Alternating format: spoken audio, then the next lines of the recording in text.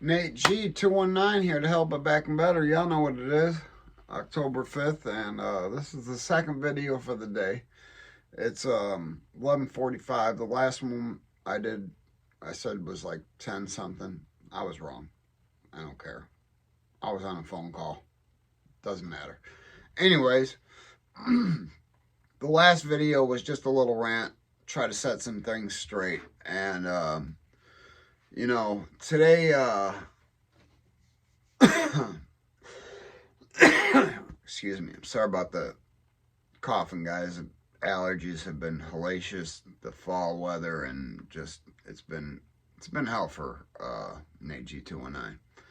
But, you know, a lot of times I get a lot of questions from those who, have never been to prison, those who are intrigued about life inside and, you know, what it's like. And, were you scared? Things like that. Alright, first of all, man, I was scared. I was scared to death.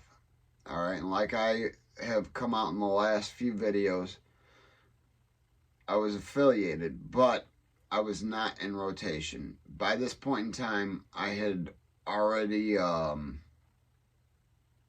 said I'm done with the gangbanging. You know, now I'm going to prison. I want to go home. And so I didn't get the time cuts. I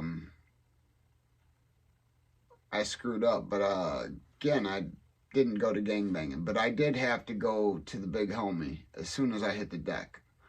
Well, as soon as I figured out who the big homies were. And I said, look, man, this is who I am. You know, he did his, you know, he called who he needed to call. He jumped on the jack, called who he needed to call, and, you know, things came back. I was official that I can lay back in the cut, but I can't be out there, you know, shaking up, throwing up our handshake. I can't be doing none of that. And if I get caught doing any of that, it's gonna be an extra write-up, you know. And but as I stood back and watched, I'm glad I decided not to do that, because there was no loyalty. There was very little loyalty, especially when I hit the first camp I went to, which was Lakeside, Indiana State Prison's outside facility. They call ISO, Indiana State Outside.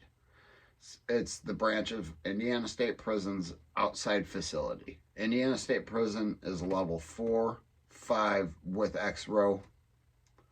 As you know, death row. First, hit that like, hit that subscribe, hit that channel, hit that reminder bell. Help me out. Help me get to go see Ian Bick.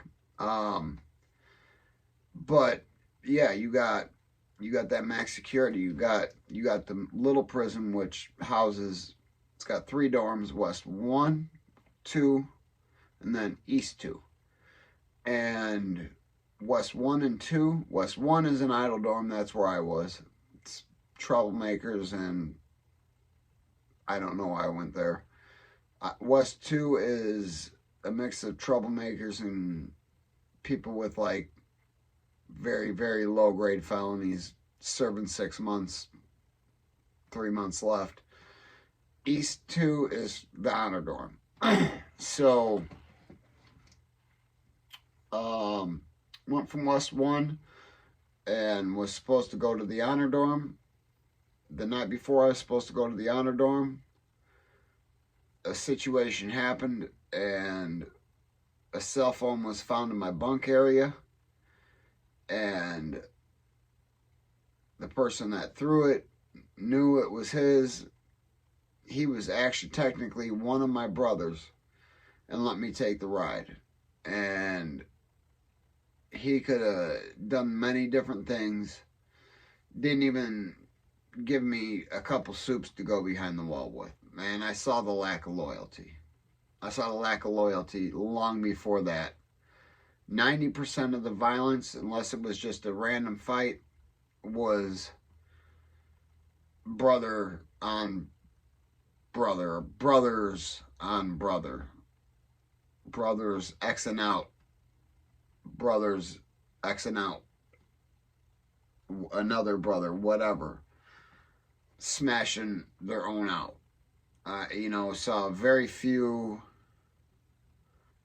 outside, meaning different cliques fighting. Now, when I broke my wrist, I had to talk to the big homie that was in charge of the affiliation I was a branch of. And he had to talk to the big homie of the branch the other gentleman was affiliated from. Now, that guy didn't give a damn about the kid that he was so-called affiliated with, because the guy was a thief. He was a known thief. He didn't take things. He stole things. He waited till you were at shower or in the bathroom and took things. And my bunkie had about 2-3 weeks out the door, and his CL20s, which are just the badass headphones that you can get off commissary, they're the best ones, they were stolen. I said, bro, you got to handle this, bro. I just paid debt for you, got you out this debt.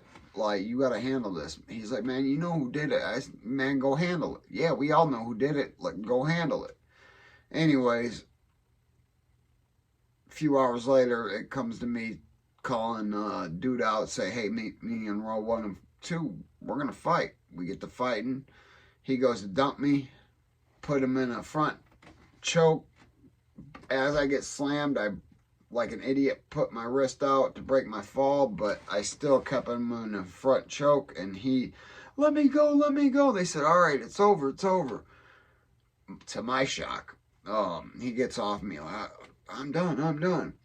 And, yeah, thank God, because you guys see here, I don't know if you do very well, there's a scar from here to here that took 20, I can't turn my wrist quite as well as I used to. It took like 21 or 22 staples. I got a metal rod in my wrist. It's besides the point. It had to be sanctioned, and I did end up getting the CL20s back.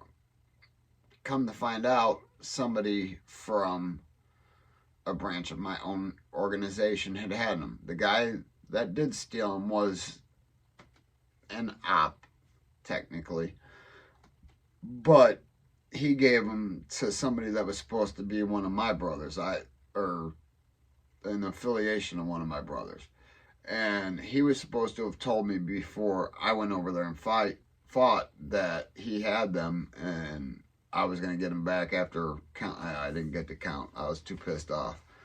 Anyways, the lack of loyalty, the lack of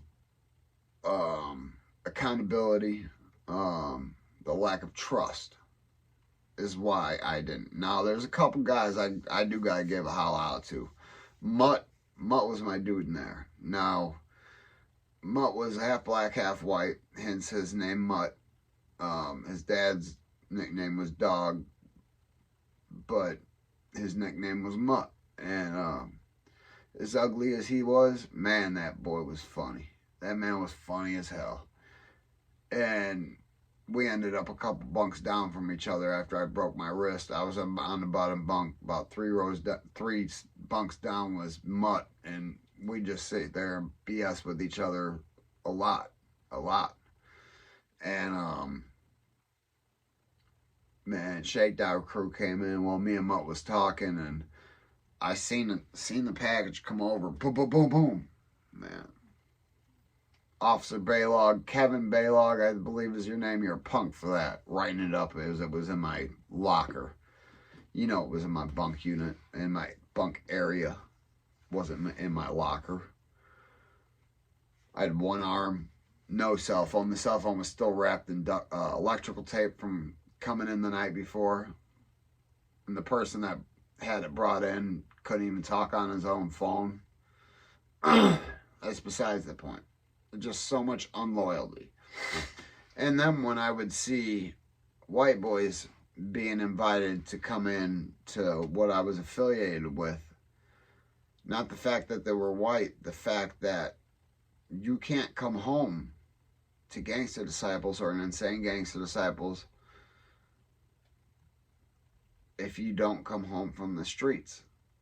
You can't come home while you're incarcerated. You can rotate, you can run with, you can be a send-off.